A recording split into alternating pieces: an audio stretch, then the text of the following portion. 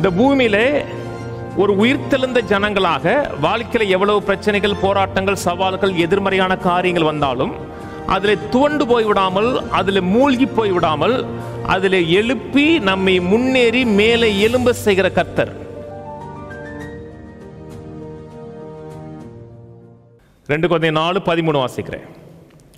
விசுவாசத்தேன் ஆகையால் பேசினேன் என்று எழுதியிருக்கிறபடி நாங்களும் அந்த விசுவாசத்தின் ஆவியை உடையவர்களாக இருந்து விசுவாசிக்கிறபடியால் பேசுகிறோம். விசுவாசத்தேன் ஆகையால் பேசினேன் என்று எழுதியிருக்கிறபடி நாங்களும் அந்த விசுவாசத்தின் ஆவிங்கிறார். அந்த விசுவாசத்தின் ஆவின்னு சொல்லும் பொழுது பழைய ஏற்பாட்டு காலத்தில் இருந்த பரிசுத்தவான்கள் ஆபிரகாம், மோசே, எலியா, எலிசா, தேவ மனிதர்கள் எல்லாவற்றுக்கும் மேலாக இயேசு கிறிஸ்துவின் மேலிருந்த அதே விசுவாச ஆவி நமக்குள்ள இருக்கிறது. தேவன் நம்மை இந்த பூமியில் ஒரு நோக்கத்தோடு வைத்திருக்கிறார். ஒரு நோக்கத்தை நிறைவேற்றுவதற்காக அந்த பூமியில் தேவன் நம்மை நாட்டி வைத்திருக்கிறார்.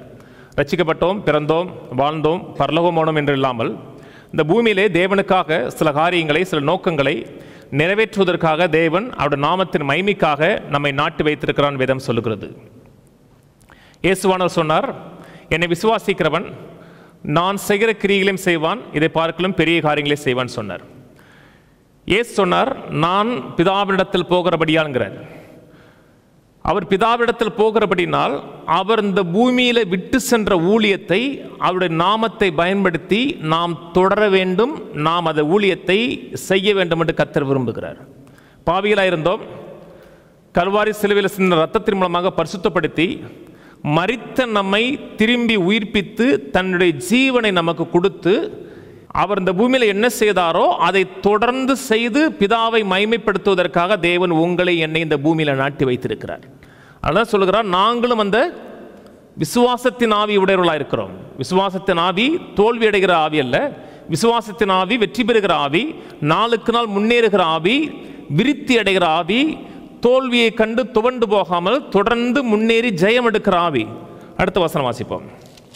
கர்த்தராகிய இயேசுவை எழுப்பினவர் எங்களையும் இயேசுவை கொண்டு எழுப்பி உங்களுடைய கூட தமக்கு முன்பாக நிறுத்துவார் என்று அறிந்திருக்கிறோம். கர்த்தராகிய இயேசுவை எழுப்பினவர் எங்களையும் இயேசுவை கொண்டு எழுப்பி, எங்களையும் இயேசுவை கொண்டு எழுப்பின்னு சொல்லும் பொழுது மரித்தோர்ந்து எழுப்புவது மட்டுமல்ல, இந்த பூமியிலே ஒரு உயிர்த்தெழுந்த ஜனங்களாக வாழ்க்கையில் எவ்வளவு பிரச்சனைகள், போராட்டங்கள், சவால்கள், எதிர்மறையான காரியங்கள் வந்தாலும் அதில் துவண்டு போய்விடாமல், அதில் மூழ்கி போய்விடாமல், அதில் எழுப்பி நம்மை முன்னேறி மேலே எழும்ப செய்கிற கர்த்தர். அந்த உயிர்த்தெழுதின் வல்லமை எப்பொழுதுமே நமக்குள்ள செயல்பட்டு கொண்டிருக்கிறபடினாலே 2வது வருகையில் உயிர்த்தெழுகிறது மட்டுமல்ல, வாழ்க்கையில் வருகிற எவ்வளவு பிரச்சனை வந்தாலும், போராட்டங்கள் வந்தாலும் நாம் எழும்பி உயர்ந்து முன்னேறி மேலே நிற்க வேண்டும் என்று கர்த்தர் விரும்புகிறார். இது வெறும் உயிர்த்தெழுதல் மட்டும் பேசலை. ஏனென்றால் எபேசியர் 2:7 சொல்கிறது, இயேசு கிறிஸ்துவோட கூட நம்மையும் எழுப்பி உன்னதங்களிலே உட்கார செய்தான் இருக்கு. அப்போ எழுப்பி உட்கார செய்தார் என்றால் அது உயிர்த்தெழுதலை பற்றி பேசலை. நம்மை தேவன் கிறிஸ்துவோட கூட எழுப்பி நம்மை உயர்த்தி இந்த பூமியில் ஒரு உயர்ந்த ஸ்தானத்தில், ஒரு மேன்மையான இடத்துல, ஒரு மகிமையான வாழ்க்கை வாழ வேண்டும் என்று கர்த்தர் விரும்புகிறார்.